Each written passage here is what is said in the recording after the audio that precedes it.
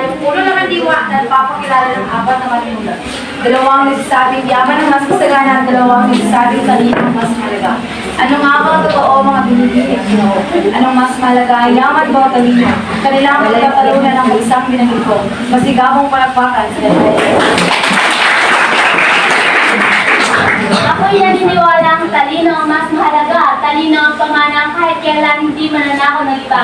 Ang yaman makakamit ng Harap ka talino dito. ang talaga, ngunit hindi mo makukuha ang Harap. talino kahit marami kang pera. Marami sa Harap. naghihirap na mayaman dahil saan? Sa kawalan ng karunungan, ginagawa lahat.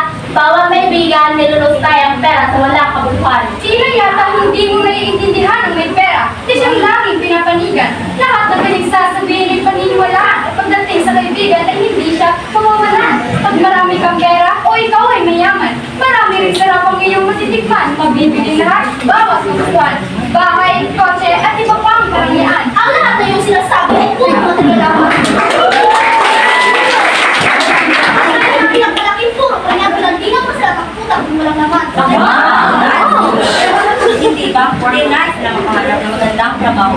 Nais na makawang sa buhay at iwangan din. Hindi ba totoo? Kaya mas mahalaga ang yaman. Yan ito ang nais ng lahat ng tao. Uli pong nagbabalik ang iyong lakandiwa upang itigil sandali ang kanilang pagsasalita. Nais ko kayong tanungin mga binibilit ino. Saan panig na ba kayo? Sa yaman ba o talino? Ang kanilang mga salita ay tunay ang unang mga. Ngunit ang pagdedesisyon ay hindi ko pa nagawa.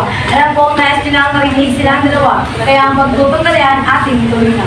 Hindi lahat ng tao nais na yumaman. Mayroong rin namang mas gusto ang buhay ng katamtaman. Ngunit ang talino, lahat ng tao gusto yan. Kaya nga nagpatayo ng eskwelahan ng mga mayayaman. Hindi ka kayang patalinuhin ng yaman. Tandaan mo, ngunit huwag mong kalimutan na kaya kang payamanin ng talino. Ang kayamanan ay nawawala sa kahit anong aspeto. Ngunit ang talino ay mananatili hanggang mamatay ang isang tao. Hindi ka kayang buhayin ng talino. Kapag nagkasakit ka, saan ka kukuha ng pampagamot? Magnanakaw ka gamit ang utak mo? O makikipag-debate na sa doktor? Sa panahon ngayon, hindi pwedeng matalino ka lang. Pero pwede kapag mayaman ka dahil di ka pwedeng ilang. Kapag mayaman ka, hari ka. At magtatalino, alagad mo lang. Kaya kayamanan ang mas mahalaga. Kaya kayamanan ang mas mahalaga ka. Kapimano hindi ng mga taong matalino lang. Hindi rin pwedeng ilan ang mga matalino. Kapag nakakasakit, di na kailangan ng doktor na matalino. Ako, matalino sila kaya ko din sa dito. Kung ng pagkakataon, nagana lang sa magaan sitwasyon. Paano pag ang sakit mo'y malala na? Sino ang gagawa ng operasyon?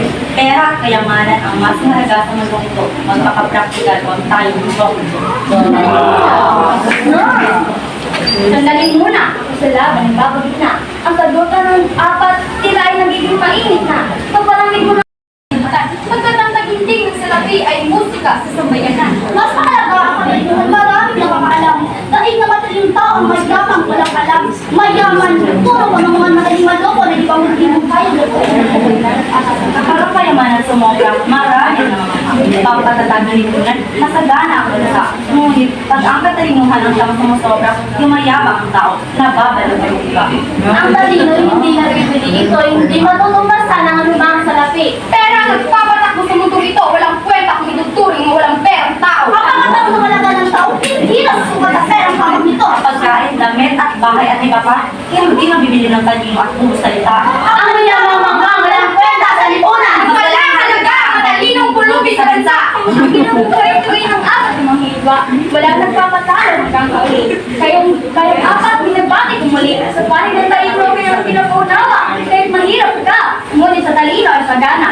Dahil kung mayaman na walang pera, pagkat ang talino siya, pagmanang hindi mananakaw ng iba. Habang sa panig ng yaman, hindi ang pinapagin na ang pera ay mas mahalaga kung dapat itang sili.